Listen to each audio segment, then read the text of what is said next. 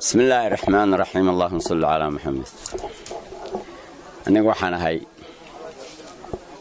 oday dhaqan oo magaaladan gobolka awdal ka tirsan gaar ahaan waxaan ahay xasan muuse baase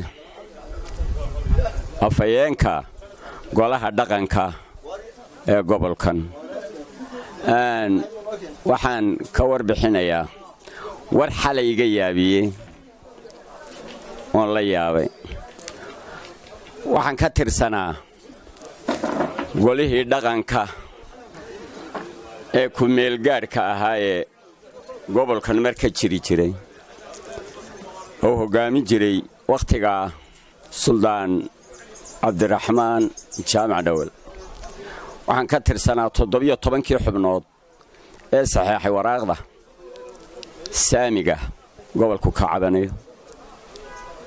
waxaan xalay daawaday dood loo qabtay madaxweynayaasha mustaqbalka 3 xubnood ee tartamaysa waxa kamid ahaa nin xisbiga kulmiye aan ugu jeclaay oo musharaxa koowaad ee madaxweynaha xisbiga kulmiye muuse biixi cabdi waxaan la yaabay kelmad xalay uu ka jawaabay waxa uu yiri su'aal la weydiiyay ahayd sidee dalkan u hogaami doontaan oo dhisaysaan wuxuu yiri oo laga hadlaya tabashada labada daraf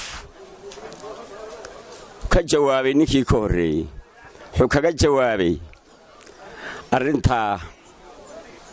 waa wadnaa gaar ahaan awdal tabashay keeneen waan dhamaynay waana saamigoodii waan bixinay lamida markaa haddaan ka mid ahaa 17 xubnood ee waraaqda saxeexay meel walba maanta taala ma maqlin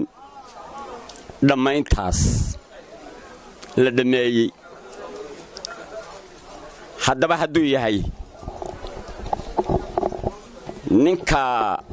u sharaxan xisbiga kulmiye mas'uulkii u sareeyay kan maanta sidan leh waa mid la yaabo oo aad u la yaabo hadda wadaan shacabka reer awdal dib ha u eegaan youtube-yada ha galaan tv-ga ha galaan kulli barnaamijyada baa loogu soo celinay haddii la dhameeyay malaha deegaanada dalka ka maqnaaye in la ummadda hal qanciyo ah loo sheego shacabkuna ma ay maqal wali ana maan maqal waa mid la yaab leh haddii haddaba sidaa tahay dadweynaha reer awdal baan u sheegayaa hadduu musharaxii maanta soo socdaa kaaya waxaan xasuustay habeenuun halkan ku hadlaynay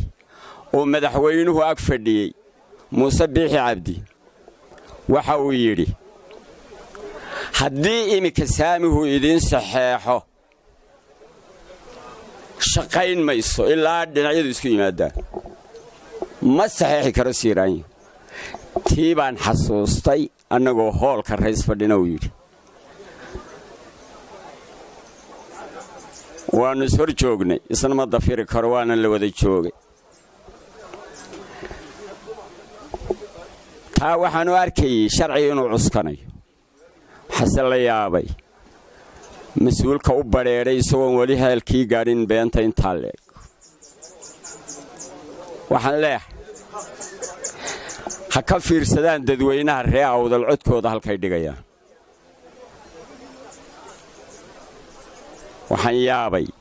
gabadh baa tidhi baa la yidhi gabadh baa ninkeedii hilib fiican u karisoo way siisay oo uu cunay markuu dhammaystay buu xadkii dhaafay gabadhii markay ninkii wada hadlay waxay tidhi in lagu celiyaa la damcay way duday waxay tidhi ninka mar waan ka quustay marna waan ka qargoostay mar waan ka quusto markuu hilibkii aan siiyay dhameeyay waan ka quustay markuu jabiyay laftii hadhay markuu jabiyayna waan ka qargoostay markuu dhuuxii ka soo duulay dhabtayga dhacay qaato cunayna waan ka qorgoostay lagu karo sidii bay kaga tagtay waxaan anigu leeyahay ree awdal ha ku qargoostaan arinta hawada lagu dhameeyay inaan maqaleenaan arkin waxaan u sheegayaa